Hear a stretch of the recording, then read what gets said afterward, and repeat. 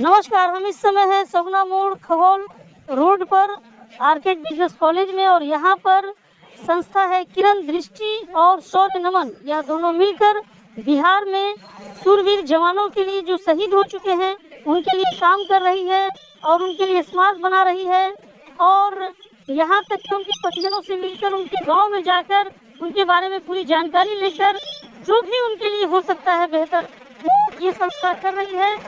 शौर्य नमन संस्था जो मध्य प्रदेश इंदौर का है और वो पटना में किरण दृष्टि के साथ मिलकर अपने काम की शुरुआत करने जा रही है। देखिए पूरी रिपोर्ट क्या है शौर्य नमन और क्या है किरण दृष्टि, हम आपको दिखा रहे हैं। नमस्कार, आज के कार्यक्रम के बारे में मैं यही बताना चाहती हूँ कि हमारे देश के जितने भी वीर जवान हैं, सेनानी हैं, उनके लिए हम ये कार्यक्रम कर रहे हैं। और ये आज बहुत ही महत्वपूर्ण है हमारे लिए इसलिए भी क्योंकि हम शौर्य नमन संस्था के साथ संयुक्त तत्वाधान में ये कार्यक्रम का आयोजन किए हैं। हमारी संस्था है किरण दृष्टि और शौर्य नमन साथ में मिलकर शौर्य गान का कवि सम्मेलन का आयोजन किए हैं। अगली बात आपको बता, संस्था कहाँ की है? शौर्य नमन संस्था इंदौर की है, एमपी की। इंदौर और बिहार को आपने जोड़ दिया है? जी हाँ, हमने इंदौर और बिहार को जोड़ दिया है और हमारा प्रयास यही है कि हम बाकी भी राज्यों को जोड़ेंगे। और ये देश तो है ही एक, ये देश में जितने भी राज्य हैं वो सब एक हैं। दृष्टि का काम क्या है? दृष्टि का काम ये है कि कला, साहित्य और जितनी भी भाषा है भारत की, हम अंग्रेज़ी भाषा को अपना रहे हैं और अपनी भाषा भूल रहे हैं। तो हम उजागर कर रहे हैं भारत के अलग अलग भाषा को, कला संस्कृति जिन्हें मंच नहीं मिलता है, तो ज़्यादातर हम वैसे ही कलाकार को आमंत्रित करते हैं जिन्हें वो मंच प्रदान नहीं हुआ है। किरण दृष्टि अभी तक क्या क्या की है समाज के लोगों के लिए जिससे समाज को लाभ मिला हो? किरण दृष्टि अभी समाज के लोगों के लिए शिक्षा में और भी बहुत सारी ऐसे हम बुज़ुर्गों के लिए काम करते हैं जिनके बच्चे बाहर चले जाते हैं। हम इससे बहुत ही भावनात्मक रूप से जुड़े हुए हैं। जिनके बच्चे वो कहते तो हैं कि हमारे बच्चे लंदन में हैं, कनाडा में हैं, हमने ये बनाया वो बनाया, पर कहीं ना कहीं वो 70 और 80 के उम्र में जब आते हैं और जब ये बात कहते हैं तो और लोगों को लगता है कि ये बहुत प्राउड है और ऐसी बात कह रहे, लेकिन उनके अंदर हमने वो कमी देखी, उनके अंदर हमने वो हम भावनात्मक रूप से जुड़े और उनकी आत्मा को पढ़ा है हमने कि वो किस तरह से अकेले हो जाते हैं। तो हम उनके पास जाते हैं, उनके साथ बैठते हैं, उनको जिस चीज़ की ज़रूरत है उसे पूरा करते हैं। साथ ही में वैसी महिला जिनके पति का देहांत हो गया है और जो किसी रूप में अलग है, अकेली महिला हो करके वो अपने बच्चों का परवरिश कर रही हैं। तो हमारा देश ऐसा है, हमारा देश बहुत महान है कि यहाँ ऐसे महान लोग हैं, पुरुष हैं, महिला हैं, कलाकार हैं। तो हमारा काम है इसे ज़िंदा रखना, इसे उजागर करना और बाकी की बात आपको हमारे विनय दीक्षित जी है वो बताएं। जो है समाज के लिए कब से काम कर रही है? किरण दृष्टि तो कहें 2014 से काम कर रही है। जी आप बताइए सर, कहाँ से आए हैं आप? हम लोग मध्य प्रदेश इंदौर से आए हैं। शौर्य नमन संस्था का मैं संस्थापक हूँ और शौर्य नमन जो है वो हमारे देश के जो वीर जवान जो शहीद हो चुके हैं उनके परिवार के लिए काम करती है। एक ऐसी संस्था है जो हमारे शहीद बलिदानी हैं, अमर बलिदानी, उनके स्मारक का निर्माण करती है। उनके परिवार के स्वास्थ्य से संबंधित जो सेवाएं हम उन्हें प्रदान करते हैं। इसके साथ ही जो ऐसे कुछ स्मारक हैं जो पहले से बने हुए हैं और अभी तक उनको कोई देख नहीं रहा है, तो उसमें संरक्षक का काम भी करती है। इंदौर शहर के अलावा जी, और किन किन शहरों में आप काम किए हैं पूरे भारत में? पूरे भारत में हम लोग इंदौर शहर के अलावा पटना, यूपी में लखनऊ, कानपुर, इसके अलावा महाराष्ट्र जो है वो अपकमिंग हमारा भी है। पटना शुरुआत हो रही है या पहले से काम कर रहे हैं? पहले हम लोग लखनऊ में काम कर चुके हैं। पटना अभी शुरुआत है या पहले से? पटना जो है वो अभी निधि जी जो है वो सेतु का काम किए हैं और पटना में ये जो है ये पहला हम लोगों का प्रोग्राम है। जी बिल्कुल। और अब जो है हम लोग यहाँ पर निधि जी के साथ में जो यहाँ पर जितने बनाने का। जी बिल्कुल, यदि हम लोग अभी कोशिश में हैं कि हमको जितने ज़्यादा शहीद परिवारों के बारे में हमें पता लगता है, हम उनके पास पहुंचकर और उनसे जानकारी लेकर के यहाँ पर जितने शहीद जो परिवार हैं, उनके जितने भी बेटे हैं, उनका स्मारक जो है वो हम अब निर्माण कराना स्टार्ट करवाएंगे। नाम बताइए सर। विनय दीक्षित, संस्था शौर्य नमन से। राष्ट्रवाद की बात करते हैं तो इसमें मुझे पहला अध्याय श्री राम से शुरू होता नजर आता है। यहाँ पर है, क्यों न यही रह जाया जाए। उस समय वो अपने भाई को ये कहते हैं कि भैया क्यों वापस अयोध्या जाए। उस समय मर्यादा पुरुषोत्तम श्री राम जो उत्तर देते हैं वो हमारी आने वाली पीढ़ियों के लिए प्रेरणा स्रोत होता है। वो एक महावाक्य होता है। श्री राम कहते हैं, अभी स्वर्णमयी लंका नमी लक्ष्मण रोचते, जननी जन्मभूमिश्च च स्वर्गादपि करे ऐसी। लक्ष्मण, यद्यपि यह लंका सोने की है, लेकिन मेरे लिए मेरी मातृभूमि से बहुमूल्य कुछ भी नहीं। आज अपने आसपास उन लोगों को ढूंढने की कोशिश करते हैं कि वो कौन लोग हैं जिन्होंने भगवान श्री राम के इन आदर्शों से, इन मूल्यों से अपने जीवन को सींचा है। तो मेरे सामने आज का चेहरा याद आता है। ऐसा इसीलिए कि वो बेहतर रोजगार के मौकों के लिए इस राज्य से बाहर जा सकती थी। वो बेहतर मंच पाने के लिए देश और दुनिया भर के मंचों पर जा सकती थी, लेकिन उन्होंने बिहार में रहकर साहित्य की सेवा और समाज की सेवा करनी थी। तो आपकी मैं आमंत्रित करता हूँ कि वो संस्थापक का स्वागत भाषण। सादर प्रणाम। सभा में उपस्थित सभी अतिथिगण को मैं प्रणाम करती हूँ और आभार व्यक्त करती हूँ आज आप यहाँ उपस्थित होकर। ये मैं सभा नहीं कहूँगी, मैं कहूँगी कि ये हमारे घर का आंगन है जहाँ हम सारे लोग आज एकत्रित हुए हैं। और सच मानो तो मेरे सामने सारे जगमगाते चेहरे नजर आ रहे हैं और मैं उन्हें देखकर और भी ज्यादा खुश हो रही। किरण दृष्टि माँ किरण ठाकुर के नाम पर ये संस्था है। और चूंकि मैं बहुत बार इस चीज की बातें कर चुकी हूँ, मैं फिर से ये दोहराऊंगी कि हर बच्चे को अपने माता पिता के लिए, आप अपने माता पिता को कुछ दे नहीं सकते हैं बदले में। ये हिसाब नहीं है, ये व्यापार नहीं है, ये प्रेम है, ये सत्कार है। आप ये जतन कर सकते हैं कि अपने माता पिता के लिए आप क्या काम कर रहे हैं और क्या आपको करना चाहिए।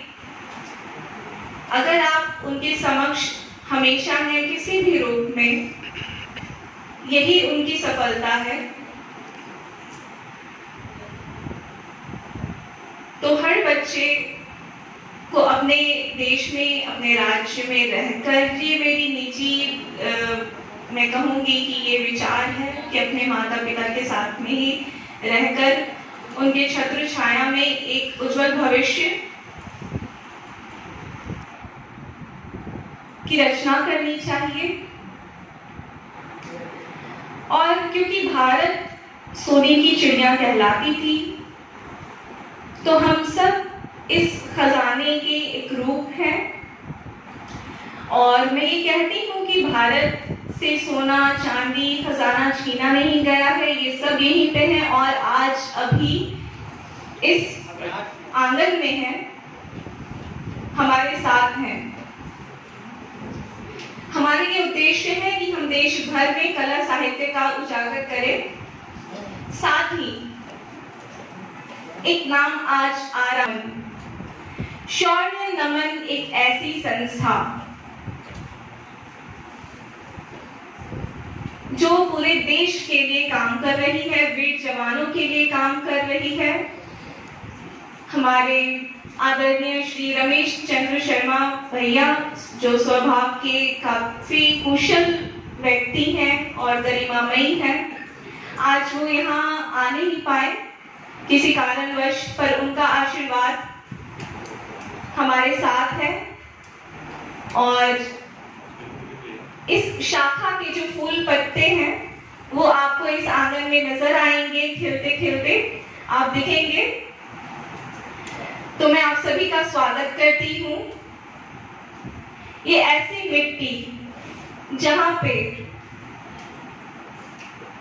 आदरणीय नीलांशु रंजन जी, आदरणीय डॉक्टर भावना शेखर जी, आदरणीय श्रीमती वीना अमृत जी, आदरणीय श्रीमती अंजना। 10 लाख के जब किसी 22 साल के लड़के के घर पे हम जाते हैं, उसके माता पिता से पता करते हैं कि इसे क्या हुआ था, तो बताते हैं कि इस लड़के ने सामने आकर 2 आतंकवादियों की गाड़ी को रोका, उन आतंकवादियों ने फायर खोले, उस लड़के की छाती पर गोलियां दागी और उसने गिरने के बाद में 3 आतंकवादियों को मार दिया। ऐसा संदीप यादव के घर पे जब हम जाते हैं, पहलगाम में शहीद हुए, तो हमें लगता है कि शायद हम कुछ ठीक काम कर रहे हैं। और जब उसी सैनिक के गांव में, उसकी पैतृक गांव में हम उसका स्मारक का निर्माण करते हैं, हम जैसे मेरे जैसे मैं तो खैर बड़ा हूँ, विनय जैसे लोग, रोहित चतुर्वेदी जैसे, शिवम जैसे यंग लोग जब अपने कामों में से समय निकालकर ऐसे शहीदों के गांव में जाकर आज तक 18 शहीदों के स्मारकों का निर्माण करवा चुके हैं, तो हम समझते हैं कि शायद हम राष्ट्र की सेवा में कोई ठीक काम कर रहे हैं। और आदरणीय मैम शायद नीचे कहीं व्यस्त हैं, ऐसे समाज सेवी जो माता जी के नाम पर अपनी संस्था का नाम रखते हैं, इस बात के लिए विशेष बधाई दीजिए कि माँ के नाम पर किसी संस्था को चलाना और समाज सेवा करना बहुत बड़ी बात होती है। उनकी माँ के लिए एक जोरदार तालियां बजाइए। आज बिहार कहीं है, मध्य प्रदेश कहीं है, इंदौर कहाँ है, हम लोग यहाँ खड़े हुए हैं। देश भर की काव्य श्रृंखला, भैया प्रबुद्ध सौरभ जैसा राष्ट्रीय स्तर का एक बड़ा सितारा आज वहां पर विद्यमान है। ये कितने गौरवशाली अवसर पर आज हम लोग यहाँ बैठे हुए हैं।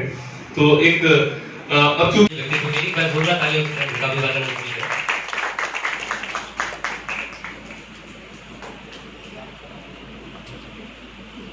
आदरणीय नीलांशु रंजन सर के अभिवादन के लिए मैं आपसे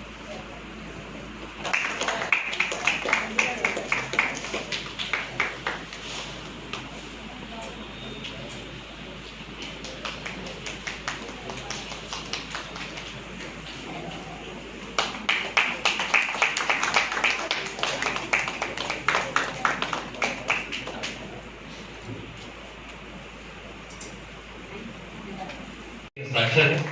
आपके लिए जोरदार तालियां अभिवादन करें।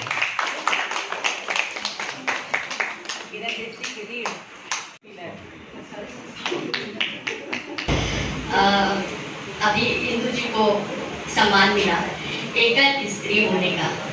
मेरा कहना है कि हम न श्रृंगार से महफूज हैं, ना हम दुनियादारी से महफूज हैं, हम वैसे ही हैं जैसे आप हैं। बस आप लोग उस नज़र से हमें देखें। जरूरत नहीं है हमें अपनी कमजोरी दिखाने की, ना हमें जरूरत है मंच पर आके अपनी कहानी कहने की। हम जो भी करते हैं, हम जो भी व्यवहार करते हैं, वह समाज में अपने आप दिखता है। ये अलग बात है कि आपकी संस्था, मैं पहली बार आई हूँ, सचमुच मुझे बहुत अच्छा लग रहा है, बहुत गौरवान्वित भी महसूस कर रही हूँ कि आपने मुझे इस लायक समझा। बट मैं ये भी कहूँगी कि स्त्री कभी कमजोर नहीं होती जब तक कि वह अपने को कमजोर न समझे। बिल्कुल कमजोर नहीं है, पुरुष के साथ बिल्कुल साथ में, ना आगे ना पीछे, साथ में मिलकर चल रहे हैं। आज स्वतंत्रता दिवस की संध्या है जो हम आज मना रही हैं, उसमें मैं कहूँगी कि ये जो स्वतंत्रता मिली है, ये हम नारियां ही उसमें महत्वपूर्ण भूमिका हमने निभाई है। अगर हम ना होते तो इस स्वतंत्रता को पाने में अनेक कठिनाइयाँ होती। हमें सब उन वीर नारियों को हम जानते हैं, आज उनको भी नमन करने की जरूरत है। हम नारी, हम सम्मान के, इज्जत के, प्यार के, स्नेह के भूखे हैं। आज पूरे देश में जो भी हवा चल रही है, मुझे नहीं पता ये हवा कहाँ से आई, पर ये हवा चल रही है। हम बहुत बात करते हैं, बेटी बचाओ, बेटी पढ़ाओ, फलाना ये करो वो करो, लेकिन आज मणिपुर की घटना से हम अशक्त हैं। आज मुझे ये कहते हुए शर्म महसूस हो रही है कि हम उन 2 स्त्रियों के लिए अभी तक कुछ नहीं कर पाए हैं, और हम भी चुप हैं।